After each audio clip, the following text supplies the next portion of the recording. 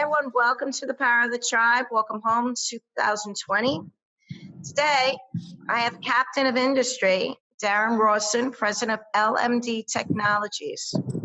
He is a visionary that supports others in their quest to develop their business dreams and fuel their entrepreneur spirit. A consummate team builder. Please welcome Darren Rawson. Hi, Darren. How are you today?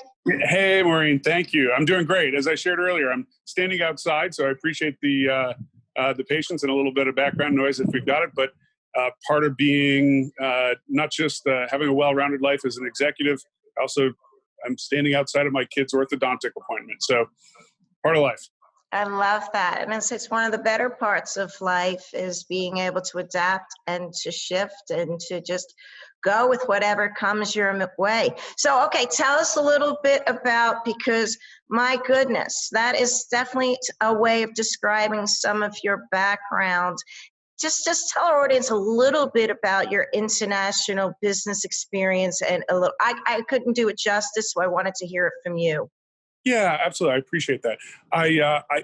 As I shared earlier, I feel entirely blessed. I've had opportunities throughout my career where I've seen something that could be done, should be done within the companies that I've worked for, and now independently working on my own, where I can bring value and do something that is unique and different. And that's provided me with kind of a pathway in life that is relatively unique. It's a windy path. No one would have chosen to go down this, but I've ended up running companies in Moscow, Russia. I've ended up in 26 different countries. I established businesses. I helped run a turnaround medical supply business here in the United States. I have set up, I was 26 years old. I had 200 people working for me, and I was the youngest person on my team. So some really unique experiences, mostly driven by seeing opportunities and not being afraid to take the risk to deliver value if I saw a way to do it. And what that is saying is that you are confident in standing in your leadership, and that in itself is amazing. So, well, thank you. Okay. All right, so let me ask you here, being an inspirational leader, yes, and I'm thrilled that you're here. So, what is your secret to living life to the fullest and connecting with people and having a hell of a lot of fun? Yeah, great question. Okay, that's actually a nice balance in life. I have a relatively large family. I have 4 kids. I have 2 that are adult children now living their own lives, but they're still my children. And I have 2 that are in high school.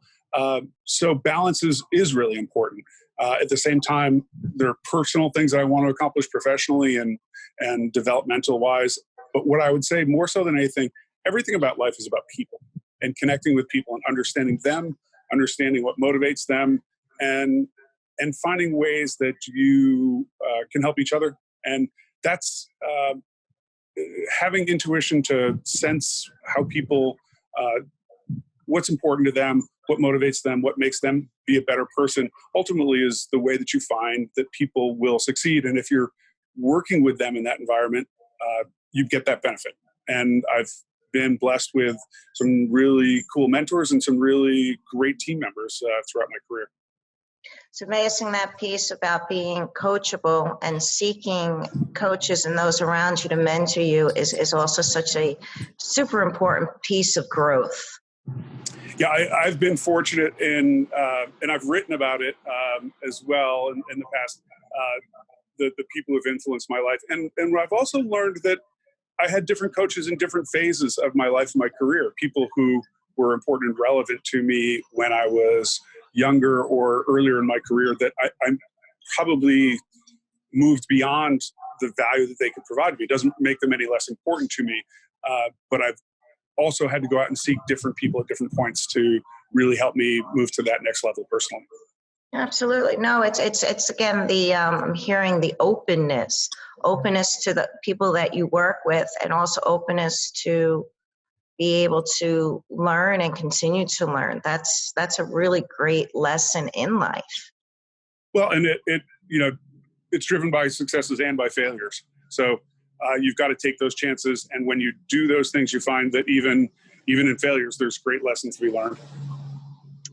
I agree with you there. Absolutely. Failing forward, right? Yes. Okay. So your inspirational leadership, how has it changed the world, and where has your impact, where do you see that so far? And it's only just so far to begin with, yes. Yeah, absolutely. So some of the reference points I would share, right? I've had, I feel that I've had the most impact when I've worked with small teams of people. And so I've recognized that that's a place that I seek out, and it feeds my soul as much as it does help kind of inspirationally lead others. So examples of that, we had a startup business within Granger. I was very young in my career. I was 26 years old. My direct reports were teams of 5 to 6 people working on various projects. And I found I had a unique experience where a project that had gone south on us unexpectedly. I got a call from the client late on a Thursday afternoon or evening, and I called my project team that was on site, and I didn't get a hold of them. And I left a voicemail back in voicemail days, and I let them know that I was disappointed because I really felt so strongly how capable and competent and talented they were. And I didn't find out until about a year later.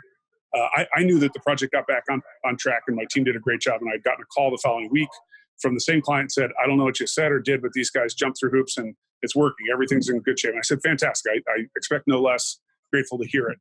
What I found about a year later from one of my colleagues was that my 2 guys who were the key leaders on that project stayed that weekend. They called their wives and said, we're not coming home. We're not going to see our family this weekend because the worst thing that they could have ever expected to hear from me was that they were disappointed. And it was a learning moment for me. I have to be careful with words, but at the same standpoint, that's how I felt. And that was powerful because of the connection that we had in working together and what they knew, I knew they were capable of, and what they knew they were capable of. They're also talking about is your authenticity, and that when you actually did say something, it really landed. That's huge. Yes. It's also something that I will encourage people who are in leadership roles and positions to be cautious about. People, when you reach this position, people are always listening to you. So you have to be very careful not to be flip or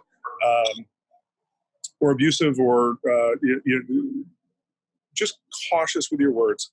I found that at Darren Electronics, the company that I was president of. It's a company with 50 people in our headquarters office, about 100 employees in total, and you're always on. So even if you're just chatting with someone over coffee at the coffee stand in the morning, someone is hearing what you're saying. And if you're frustrated about something or you're upset about something, you're not assume that everyone is an audience, and that message might be carried far beyond just the person you intended to. So it's something to be careful about as well. So also talking about responsibility. Yes, absolutely.